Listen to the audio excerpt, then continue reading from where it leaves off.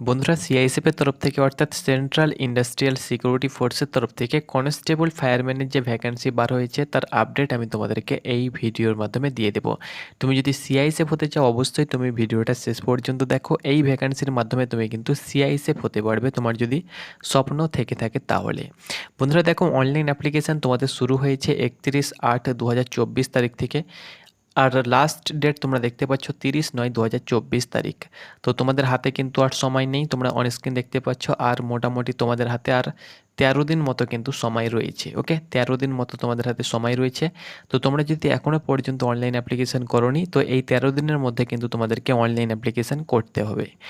শুধুমাত্র এই ভ্যাকান্সিতে মেল প্রার্থীরা আবেদন করতে পারবে। কনস্টেবল ফায়ারম্যান ভ্যাকান্সি 21,700 টাকা বেসিক পে এবং 69,100 টাকা পার মান্থ তোমাদেরকে স্যালারি দেওয়া হবে। আমি হেডলাইন্স আপডেট তোমাদেরকে দিয়ে দেবো, তুমি অবশ্যই ভিডিওটা শেষ পর্যন্ত দেখো, ভ্যাকান্সির তথ্য তুমি কিন্তু জানতে পারবে। ওকে, অনলাইন মোডেই কিন্তু তোমাদেরকে অ্যাপ্লিকেশান করতে হবে। এখানে দেখো সিলেকশন প্রসেস, প্রথমে কিন্তু তোমাদের মাঠ হবে, অর্থাৎ প্রথমে কিন্তু তোমাদের পিইটি পিএসটি হবে, দেন তোমাদের ডকুমেন্টস ভেরিফিকেশান হবে, তারপরে রিটেন এক্সামিনেশান ওইমারও হতে পারে, সিবিটি হতে পারে, তারপরে detail medical examination DME and review medical examination RME, তারপরে কিন্তু তোমাদের শর্ট লিস্ট হবে, অর্থাৎ ফাইনাল মেরিট লিস্ট তৈরি হবে। তো এইভাবে পুরো প্রসেসটা কিন্তু কমপ্লিট হবে। তো তাড়াতাড়ি তুমি অ্যাপ্লিকেশান করে নাও। এখানে দেখো লেভেল 3 তোমাদেরকে স্যালারি দেওয়া হবে 21,700 টাকা বেসিক পে, অর্থাৎ একজন জিডি কনস্টেবলকে যে স্যালারি দেওয়া হয়ে থাকে সেই স্যালারিও কিন্তু তুমি পাবে। তার সঙ্গে সঙ্গে অন্যান্য অ্যালাউন্স কিন্তু তোমার থাকবে, সেই সুবিধাও কিন্তু তোমাদেরকে দেওয়া হবে। এখানে স্টেট ওয়াইজ তোমাদের ভ্যাকান্সি দেওয়া হয়েছে, তোমরা অন স্ক্রিন দেখতে পাচ্ছ। যেমন আসামের ক্ষেত্রে তোমরা দেখতে পাচ্ছ 164 ভ্যাকান্সি রয়েছে। তার সঙ্গে সঙ্গে এখানে দেখো আমাদের ওয়েস্ট বেঙ্গলের ক্ষেত্রে কটি ভ্যাকান্সি রয়েছে। এখানে দেখো তুমি যদি ত্রিপুরা থেকে বিলং করছো তোমার জন্য 26টি ভ্যাকান্সি রয়েছে। ওয়েস্ট বেঙ্গলের ক্ষেত্রে তোমরা দেখতে পাচ্ছ 49টি ভ্যাকান্সি রয়েছে জেনারেল ডিস্ট্রিক্টের জন্য এবং বর্ডার ডিস্ট্রিক্টের জন্য। আর নকশালের জন্য রয়েছে 6টি ভ্যাকান্সি টোটাল, কিন্তু ওয়েস্ট বেঙ্গলের ক্ষেত্রে অল ওভার ওয়েস্ট বেঙ্গল মিলিয়ে 55টি ভ্যাকান্সি রয়েছে। স্টেট ওয়াইজ কাট অফ কিন্তু তোমাদের যাবে, চাপ নেবার কোনো প্রয়োজন নেই। এখানে ক্যাটাগরি ওয়াইজ কিন্তু তোমাদের ভ্যাকান্সিগুলো দেওয়া হয়েছে, তোমরা অন স্ক্রিন দেখতে পাচ্ছ। এখানে ক্যাটাগরি ওয়াইজ তুমি যে ক্যাটাগরি থেকে বিলং করছো, যেমন প্রথমে তোমাদের দেওয়া হয়েছে UR, EWS, SC, ST, OBC. তো দেখো আমি তোমাদেরকে বলে দিচ্ছি কত ভ্যাকান্সি রয়েছে। তো দেখো ইউআরের জন্য রয়েছে 20টি, নকশাল ডিস্ট্রিক্টের জন্য দেওয়া হয়েছে 2টি, তার সঙ্গে সঙ্গে এসসি রয়েছে 5টি, নকশাল ডিস্ট্রিক্টের জন্য 11টি, এসটি রয়েছে 11টি, নকশাল ডিস্ট্রিক্টের জন্য রয়েছে 2টি, ওবিসি রয়েছে তোমরা দেখতে পাচ্ছ 2টি এবং জেনারেল নকশাল ডিস্ট্রিক্টের জন্য 0, ইডাব্লিউএসের জন্য 11টি এবং নকশাল ডিস্ট্রিক্টের জন্য 1টি। টোটাল কিন্তু অল ওভার ওয়েস্ট বেঙ্গল মিলিয়ে 55টি ভ্যাকান্সি এখানে কিন্তু দেওয়া হয়েছে। ওকে, বয়স, বন্ধুরা বয়স তোমাদের হতে হবে 18 থেকে 23 বছরের মধ্যে, তুমি যদি জেনারেল প্রার্থী হয়ে থাকো তাহলে। আর তুমি যদি এসসি এসটি হয়ে থাকো 5 বছর, ওবিসি প্রার্থী হয়ে থাকলে 3 বছর বয়সে ছাড় পেয়ে যাবে। এখানে ডেট অফ বার্থ দেখতে পাচ্ছ 1/10/2001 থেকে 30/9/2006 মধ্যে তোমার যদি ডেট অফ বার্থ হয়ে থাকে তাহলে তুমি কিন্তু এই ভ্যাকান্সিতে আবেদন করতে পারবে। 30/9/2024 হিসাবে কিন্তু 18 থেকে 23 বছর বয়স হতে হবে। এখানে দেখো এডুকেশান কোয়ালিফিকেশান, বন্ধুরা এডুকেশান কোয়ালিফিকেশান এখানে দিয়ে দেওয়া হয়েছে। The candidate must have passed, তোমরা দেখতে পাচ্ছ 12th class or equivalent qualification from a recognized board university with science subject on or before closing date of receipt of online application form.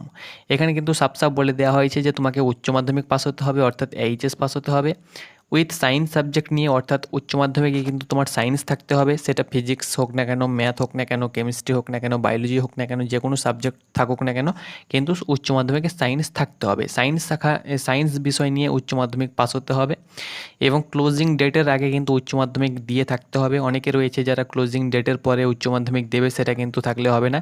Closing date অর্থাৎ 30 তারিখের আগে কিন্তু তোমাদের উচ্চ মাধ্যমিক পাস হয়ে থাকতে হবে। ওকে, এক্ষেত্রে নাম্বারের কোনো কড়াকড়ি নেই, যে কোনো বোর্ড থেকে সায়েন্স সাবজেক্ট নিয়ে উচ্চ মাধ্যমিক পাস হলেই তুমি কিন্তু অ্যাপ্লিকেশান করতে পারবে। হাউ টু অ্যাপ্লাই, কীভাবে তুমি অ্যাপ্লিকেশান করবে? দেখো অ্যাপ্লিকেশান করার জন্য কিন্তু সিআইএসএফের অফিসিয়াল ওয়েবসাইটে যেতে হবে। প্রথমত কিন্তু ওয়ান টাইম রেজিস্ট্রেশন করতে হবে। অ্যানেক্সার 1 অ্যানেক্সার 2তে কিন্তু তোমাদের অ্যাপ্লিকেশান বিষয়ে তথ্য দেওয়া হয়েছে, আমি তোমাদেরকে একের পর এক স্টেপ তোমাদেরকে বলে দেবো। এখানে তোমাদেরকে ফটো কিন্তু আপলোড করতে হবে 20 কেবি থেকে 50 কেবির মধ্যে, এবং সিগনেচার আপলোড করতে হবে, সেটিও কিন্তু তোমাদের 10 কেবি থেকে 20 কেবির মধ্যে। এখানে কিন্তু তোমাদের সাফ বলে দেওয়া হয়েছে যে তুমি যে ফটো আপলোড করবে সেটি কিন্তু তোমাদের the date on which the photograph has been taken must be clearly printed on the photograph, অর্থাৎ তুমি যে ডেটে অ্যাপ্লিকেশান করবে সেই ডেট যেন তোমার ফটোতে মেনশান করা থাকে। যে ফটো তুমি আপলোড করবে সেই ফটোতে তুমি ডেটটা মেনশান করে দেবে যে আমি এই ডেটে ফটো তুলেছি, নচেত কিন্তু তোমার ফর্মটি কিন্তু পুরোপুরিভাবে রিজেক্ট হয়ে যাবে। এখানে তোমরা অন স্ক্রিন দেখতে পাচ্ছ, application with blurred photograph will also be rejected. কোনো প্রকার ব্লার ফটো আপলোড করবে না, ভালো ফটো আপলোড করবে। তবে সেখানে কিন্তু তোমাকে প্রিন্টেড দিতে হবে, যে ডেটে তুমি ফটোটি তুলেছো সেই ডেট কিন্তু সেখানে মেনশন করতে হবে। অর্থাৎ উইথাউট ফটো ডেট মেনশন কিন্তু ছাড়া তুমি অ্যাপ্লিকেশন করতে পারবে না, রিজেক্ট করে দেওয়া হবে। তোমাকে কিন্তু ডেট মেনশন করেই কিন্তু অ্যাপ্লিকেশন করতে হবে। আর কিছু ডকুমেন্টস তোমাদেরকে আপলোড করতে হবে, সেটি কিন্তু তোমাদেরকে পিডিএফ ফরম্যাটে আপলোড করতে হবে, 1 MBর মধ্যে কিন্তু সেগুলো আপলোড করতে হবে। ওকে, অ্যাপ্লিকেশান ফিস বন্ধুরা তোমাদেরকে 100 টাকা চার্জ এখানে কিন্তু দিতে হবে। তুমি যদি SC ST এক্স সার্ভিসম্যান হয়ে থাকো তাহলে কোনো প্রকার চার্জ লাগবে না, তোমরা কিন্তু ফ্রিতে অ্যাপ্লিকেশান করতে পারবে।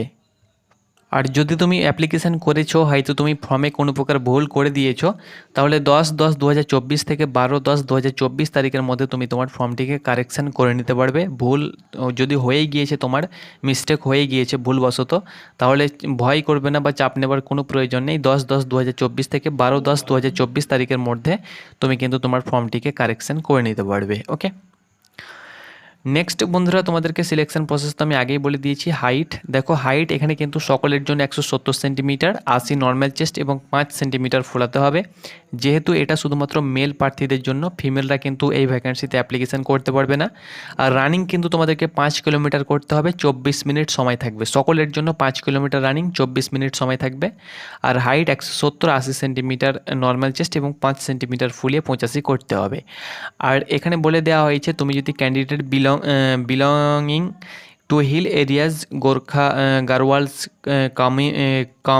দেখতে পাচ্ছ communities, Himachal Pradesh, Gorkha, Dogras, Marathas, Sikkims, Ladakh, Kashmir valley of Jammu Kashmir, north east থেকে বিলং করো, তাহলে 165 সেন্টিমিটার মেলের ক্ষেত্রে, 78 নর্মাল চেস্ট এবং 5 সেন্টিমিটার ফুলিয়ে 85 করতে হবে। এবং তুমি যদি গোর্খা টেরিটোরিয়াল অ্যাডমিনিস্ট্রেশন অর্থাৎ জিটিএ থেকে বিলং করো, যেমন জিটিএর ক্ষেত্রে কিছু ডিস্ট্রিক্ট দেওয়া হয়েছে, দার্জিলিং রয়েছে, আমাদের ওয়েস্ট বেঙ্গলের ক্ষেত্রে কালিম্পং রয়েছে, কার্শিয়াং রয়েছে, এবং এখানে অল ওভার ওয়েস্ট বেঙ্গল মিলিয়ে তোমাদের ডিস্ট্রিক্ট দেওয়া হয়েছে কয়েকটি। এইসব ডিস্ট্রিক্ট থেকে তুমি যদি বিলং করো তাহলে কিন্তু তোমাদের হাইট হতে হবে, এখানে দেখতে পাচ্ছ 165 সেন্টিমিটার। ওকে, আর ক্যান্ডিডেট তোমরা দেখতে পাচ্ছ বিলং টু ট্রাভেল অর তোমরা দেখতে পাচ্ছ অ্যাডভাইস ইনক্লুডিং মিজোরাম নাগাজ, অর্থাৎ মিজোরাম এবং তুমি যদি নাগাল্যান্ড থেকে বিলং করো তাহলে 162.5 সেন্টিমিটার আর 77 নর্মাল চেস্ট এবং 5 সেন্টিমিটার ফুলিয়ে কিন্তু তোমাকে 82 সেন্টিমিটার করতে হবে। ওকে, এটি ছিল তোমাদের হাইট। আর ওয়েট তোমাদের দেখো, সকলকে বলে দিচ্ছি, ওয়েট কিন্তু এখানে নির্দিষ্ট করে বলা থাকে না। হাইট, এজ এবং মেডিকেল স্ট্যান্ডার্ড টেস্ট হিসাবে ওজন তোমাদের চাওয়া হবে বা নেওয়া হবে। যদি তোমার 50 কেজি প্লাস ওজন থেকে থাকে তাহলে তুমি কিন্তু অনায়াসে কোয়ালিফাই করে যাবে। দেন ডকুমেন্টস ভেরিফিকেশানে যেগুলো তোমাদের ডকুমেন্টস সেগুলো তোমাদের চেক হবে।